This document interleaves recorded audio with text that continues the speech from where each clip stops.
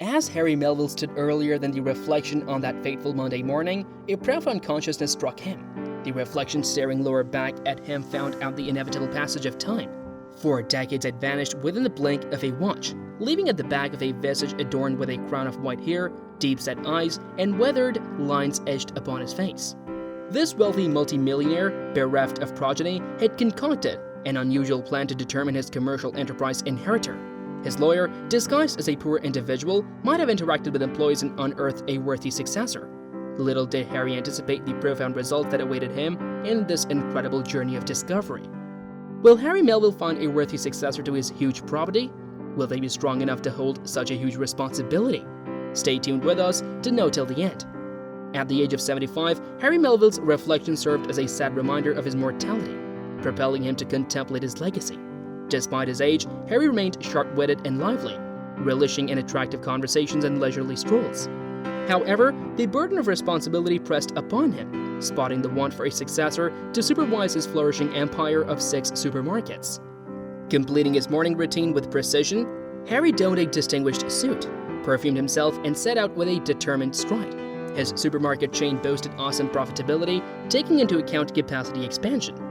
Devoted to his proper being, Harry adhered to a wholesome way of life, consuming herbal foods and hydrating abundantly. Preferring substance over lavish indulgence, he showcased his charm through meticulous attire at some point of meetings with providers and his control team, arriving in a meticulously maintained conventional automobile from the 70s. Despite his solitary existence, Harry earned a reputation for generosity towards his personnel, even if his physical presence wasn't usually quite simply available. Harry Melville's unconventional nature has made him a charming figure. Despite not having a traditional family, he has determined purpose and delight in his eccentricities and the fulfillment of his liked supermarket empire. Harry's fulfillment has been tough-earned, marked through diligent hard work, chronic experimentation, and astute reinvestment for the reason that inception of his modest grocery shop adjoining to a gas station on the age of 35.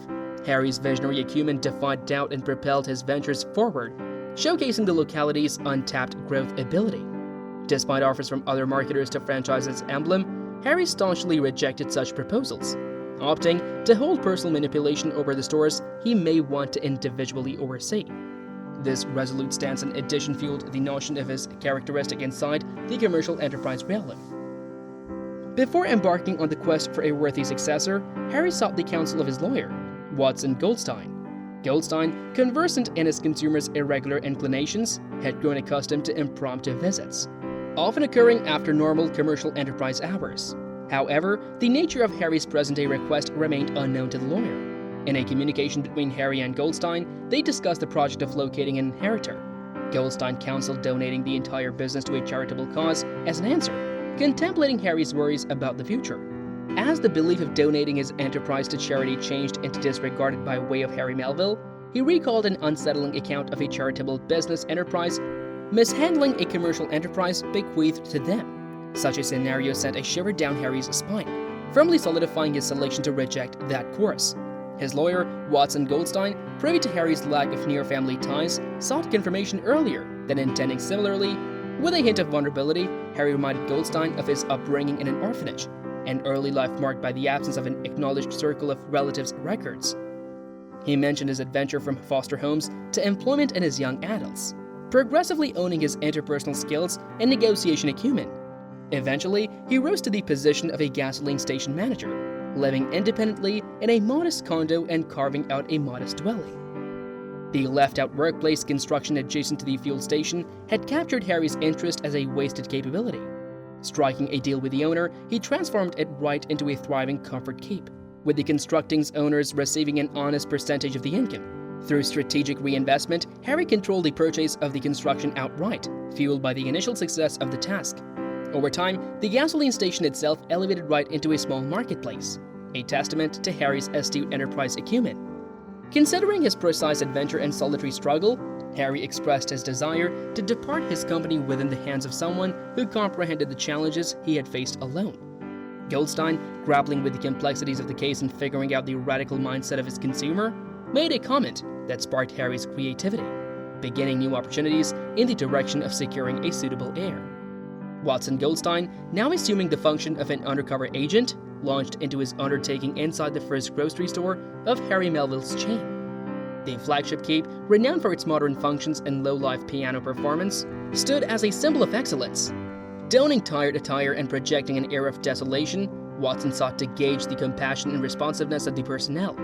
Approached with the aid of a concerned young clerk, he shared his starvation and expressed a want for help from the well-known grocery store. However, Watson's optimism changed into hastily shattered whilst the clerk's lure back followed by impressive security protection. In a disappointing turn of activities, he was unceremoniously escorted in the direction of the go-out, baffled and proclaiming his innocence. The clerk, bound by using strict adherence to protocols, defiant that her movements have been dictated through orders, leading Watson to ponder the heartlessness he had encountered. Undeterred by means of this setback, Watson and Harry proceeded to the second supermarket in town, hopeful that a broader variety of characters and a number of employees might yield a greater favorable final result. As Watson traversed the meal's aisles, he approached customers, sharing testimonies of hassle and the burdensome price of residing. Yet, the responses he acquired were a mixture of feigned indifference and fleeting attention, with maximum people right away disregarding him, focusing solely on their own lives. While Watson understood the staged nature of his role, the experience tugged at his heart, feeling this edge of being overlooked and unnoticed. This strengthened the belief that locating a person with the identical deep care and empathy for the business as Harry Melville might prove to be an impressive assignment. Watson Goldstein, nevertheless disguised as a bad guy, persisted in his undercover project within the 1 out of 3 and very last grocery store of Harry Melville's chain. This precise keep, located farther away from the town middle, had a predominantly suburban worker base. Watson hoped that the various settings might yield a greater compassionate reaction from the workforce. As he approached the butcher shop, an employee asked if he needed assistance or was supposed to make a buy. Seizing the possibility, Watson shared his plight of unemployment and starvation, seeking assistance from the establishment. However, as opposed to empathy, Watson changed into met with indifference or even hostility.